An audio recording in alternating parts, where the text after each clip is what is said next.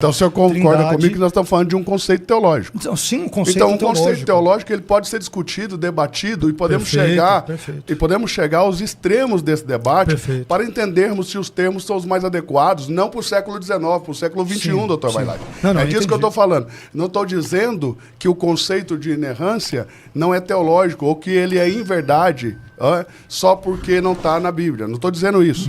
Eu creio no conceito da Trindade e jamais vou questionar o conceito da Trindade, como também jamais questionei a autoridade da Escritura. Eu estou questionando o uso de um termo que é inadequado para os tempos que nós vivemos. E qual seria o termo mais adequado? Não, nós podemos buscar um termo mais adequado. O irmão acredita que a Bíblia não é... Nós podemos buscar um termo mais adequado. Sim, mas veja bem, no livro que eu li, de novo, algumas coisas que eu sei pelo irmão é diante do que eu li no livro. Que eu já disse para o senhor que não é uma construção teológica. Perfeito. Se o irmão mudou de repente... Tem outros livros, se o senhor quiser fazer uma avaliação teológica, nós podemos discutir eles. Mas é eu que eu não quero sentei entender. para escrever isso. É que eu quero entender de fato, irmão. Eu já lhe expliquei. Nesse texto, uma expressão importante, o irmão diz, por exemplo, nesse livro que é assinado com Pablo Marçal, eu não sei se isso o irmão pensa nisso, por isso que eu estou querendo saber. Mas por isso que eu estou aqui. É que eu estou tentando concluir a minha pergunta. Você vai poder concluir. É que quando coloca se eu tenho, claro que eu tenho ciência. Sim. Tenho ciência do meu nome está lá e é por isso que eu estou aqui, colocando a minha cara e defendendo o que eu disse.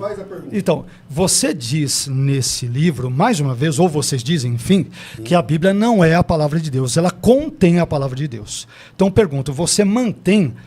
Então, vou falar de novo. Na contextualização que eu estava dizendo isso, eu estava falando de Jesus como palavra de Deus para uma pessoa específica num contexto específico. Não, mas desculpe, não é isso. Eu vou retomar uma coisa que foi falada porque a gente pode fixar nas coisas. Apenas a pergunta porque eu quero entender. Eu vou retomar sua própria fala. Eu vou retomar sua própria fala. Ela não é a palavra de Deus, nós temos algo problemático. É porque ele já falou e o pastor Vailate está pegando o que está no texto, mas eu vou lembrar o que o senhor mesmo já falou. Mas eu estou pegando a fala dele agora. Eu vou pegar o que ele já falou. Ele disse assim, eu troquei uma série de áudios com o Pablo Marçal, e o Pablo Marçal pegou esses áudios, mandou digitarem esses áudios e lançou o livro, colocou meu nome, colocou o dele, e o livro foi publicado.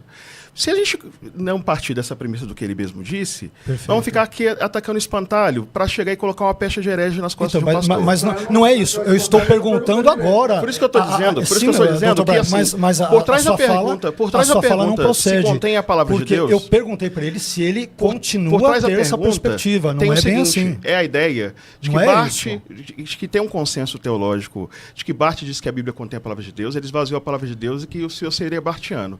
Você percebe? Que tipo de discussão? Barth disse na dogmática da igreja. A dogmática da igreja foi traduzida para o português. Não é espantalho. Eu quero entender o que ele quer dizer com a Bíblia não é a palavra de Deus e ela contém. Se ele mantém essa perspectiva que aparece no livro, ou não, o que ele pensa sobre isso. Porque ele já disse que o texto era um monte de áudios de internet que foram colocados num texto. É só perguntar assim, contém ou é? Então, mas essa é a oportunidade fantástica. Então, ok. Contém ou é? Então, essa é a oportunidade fantástica, porque assim, eu não quero que pareça que o Dr. Vailate está tentando construir um espantalho para atacá-lo. Então, ele está fazendo a pergunta direta de agora. Então, se lá no livro, porque eu entendi o que o pastor Eduardo Reis falou, ele falou, aquele livro não foi uma produção teológica. Pronto. Ok, entendi o contexto. E esse contexto faz diferença mesmo também. Claro. Porque foram áudios trocados e tal, virou um livro. Ok. E agora ele está dizendo, bom, agora estamos aqui nessa mesa. Isso, perfeito. Agora que estamos aqui entre teólogos, qual é a tua opinião sobre a palavra de Deus? A Bíblia, ela é a palavra de Deus ou contém? Eu quero ouvi-lo. Pastor Eduardo com a palavra. Apenas isso. Então, eu vou dizer para você o seguinte, as duas coisas, ok? Ela é a palavra de Deus em termos de manuscritos, porque eu creio que os manuscritos foram produzidos a partir da inspiração do Espírito Santo, não tenho dúvida disso. Ok? Há uma revelação. Essa revelação é inerrante. Ok? Porque inerrância é, no sentido popular, ausência total de erros. Ok? Ponto. Ausência total de erros. Essa revelação é totalmente inerrante. Perfeito. Ok. É a mensagem transmitida por inspiração do Espírito Santo, na produção dos textos, por meio dos autores bíblicos, essa inspiração, esse movimento do Espírito Santo, através dos autores bíblicos, para a produção do texto, infalível. Ok?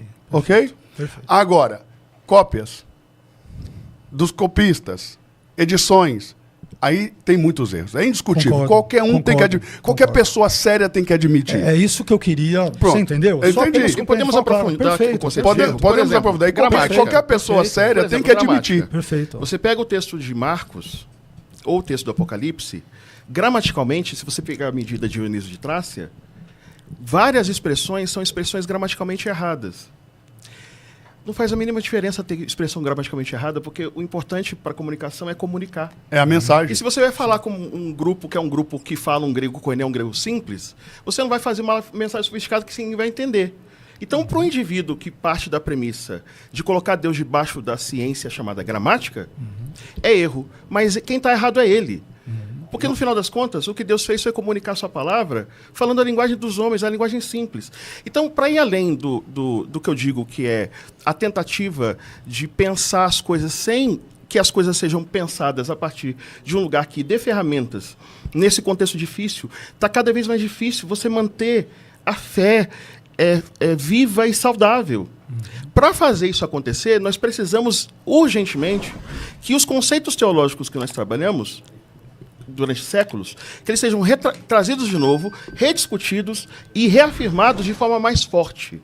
Então eu proponho que a inerrância seja defendida, mas seja defendida de forma muito mais forte, para que a gente possa chegar e contornar de forma tão grave um problema que é grave, que é drástico, que é a maldade das pessoas que vão lá nas nossas igrejas e dizem e mostram, por exemplo, Marcos capítulo 7, diz que Jesus ele sai da Síria, da costa da Síria, e vai para a Galileia, passando por Decápolis. Aí você abre o livro do Werner Georg Kimmel, ele diz, Marcos não pode ser um judeu palestinense, porque esse roteiro que ele colocou para Jesus é um roteiro impossível, é um roteiro de quem não conhece, e por isso Marcos está errado. Está lá no comentário dele sobre Marcos. Mas quem está errado? O Kimmel. Sim. Porque o roteiro daquele texto é o roteiro das comunidades de Marcos. Tem comunidade de Marcos na Decápolis, tem comunidade de Marcos na Palestina e tem na Síria. Ele percebeu? Não. Aí ele falou que tem erro. Eu conheci vários seminaristas que, quando leram isso, e leram Kimmel, e leram cuidadosamente, a Bíblia está errada e, por isso, a Bíblia não é a palavra de Deus. Eu conheci vários. Na universidade é o que mais acontece. Por que os nossos filhos vão para lá e desviam? Porque eles são confrontados, chegam lá e estão com conceitos teológicos que eles não conseguem defender, porque chega lá, as pessoas partem de outras premissas, partem de outras perspectivas, não unificam conceitos como se fosse um só. Ou seja, você vai para a faculdade, o conceito de inspiração e inerrância não é um conceito só. Isso é só na nossa faculdade de teologia, dentro da nossa bolha evangélica. Isso não funciona lá na academia, quando você vai enfrentar um professor de história. Eles vão separar os conceitos. E vão pegar o conceito do dicionário e abrir, mostrar na cara dele e dizer assim, tá vendo aqui, ó? É ausência de erro. Tá vendo aqui? Aqui tem erro. Tá vendo aqui? Aqui tem acréscimo. Porque vão fazer crítica textual, não dentro dos nossos parâmetros de crítica textual, que está sempre tentando harmonizar as coisas. Eles vão fazer crítica textual dentro do parâmetro deles, que é tentar desacreditar a escritura. Eu não sou advogado de ninguém aqui na mesa, mas acho que todo mundo concorda que a gente vive esse momento de linchamento virtual, de tribunal da internet, onde uma pessoa com uma câmera e um microfone, em algum lugar, acaba com a dignidade de outra pessoa, com base num corte ou com base em alguma coisa, sem saber profundamente o caso. Agora, eu também acho que se foi publicado um livro que tem o seu nome, e esse livro tem coisa que o senhor não concorda, ou que o senhor não disse do jeito que disse, eu acho que o senhor tinha que ter se pronunciado desde o início do livro. Falar assim, não, peraí, pessoal, isso aqui é um opúsculo, isso aqui é um assunto, isso aqui nasceu dessa forma e tal. Não teve a minha anuência, na minha opinião, porque nós somos formadores de opinião. Eu vou te passar o meu aqui. Eu estou perdendo o microfone, ninguém nem me responde. Então porque nós estamos na qualidade de formadores de opinião. Então eu te provoquei agora. Deixa eu só comentar. Na verdade, colegas César, doutor, só um segundo, só para poder. Porque como ele tocou isso aqui, na verdade, eu me manifestei imediatamente quando esse livro saiu. Ok? Só que ninguém tem aí a boa vontade de trazer a manifestação também à tona. E o livro não diz nada demais dentro do contexto para o qual ele está sendo proposto. Para aquele contexto não tem nada lá demais. Eu discordo, porque eu li a parte da inerrância, e, de novo, respeitosamente, viu, pastor? Absolutamente, a minha ideia é importante dizer aqui, não é ter aquilo que o pastor César acabou de mencionar, de contribuir para cancelamento de quem quer que seja, nem linchamento moral, eclesiológico, teológico, longe de mim. Eu apenas estou dizendo algo porque, assim, a parte que nos cabe para o debate, que envolve inerrância, eu li várias outras coisas. Eu confesso que eu fiquei bem chocado com o que eu li. O Dr. Brian, eu imagino que não deve ter lido. Mas, né? a proposta era essa mesmo, chocar. Mas a proposta era chocar, mas presta atenção, tem uma contextualização, tem um público específico. Mas se aquele pensamento continua a vigorar hoje, continua problemático. Daí, doutor, não é um pensamento que você tem de vamos de novo. Presta atenção, não é um pensamento para a igreja. Doutor, a inerrância para mim, esse assunto, é igual raiz quadrada, você estuda para nunca usar. Tem 4 anos, quase 5 anos que eu estou pastoreando uma igreja. Esse assunto nunca foi debate na nossa igreja, nunca foi assunto lá e nunca precisamos disso para salvar pessoas do inferno, para pregar Jesus, para alcançar pessoas, para batizar pessoas. Batizamos dezenas de pessoas todos os meses e isso nunca foi assunto. Então, ou seja, dá para olhar para isso aí de uma maneira que a gente possa transformar isso em pensamento ou subentender coisas que eu não disse. Eu não disse, jamais disse em qualquer lugar, em qualquer livro, em qualquer lugar, que a revelação de Deus para nós tenha qualquer tipo de erro ou equívoco, que não seja confiável. Jamais, eu sou pregador de Bíblia, sou professor de Bíblia. A escola do reino que eu tinha aqui, que é 6 mil pastores e líderes, era de graça, eu fazia com o meu recurso, não cobrava nada de ninguém. Pastor Elias Soares foi lá várias vezes. A filha dele, Abigail, ia lá toda semana. Então, eu gostava muito de lá. Ou seja, eu sou um professor de Bíblia, ensino Bíblia. Eu vou desacreditar a autoridade das Escrituras? Nunca. Então, o que tem é má vontade de entender contextualização, de entender o que não está sendo dito, e entender que eu estou falando para um público específico. Como pastor, hoje, 80% é jovem, mesmo os que são famílias jovens, são gente que estão na universidade. O que eu estou te dizendo? Se você usa essa palavra, e por que o D.A. Carson não usa essa palavra, e os americanos que, lá em 1978, fizeram a Declaração de Chicago sobre a inerrância, ok? Ou seja, hoje eles não usam o termo.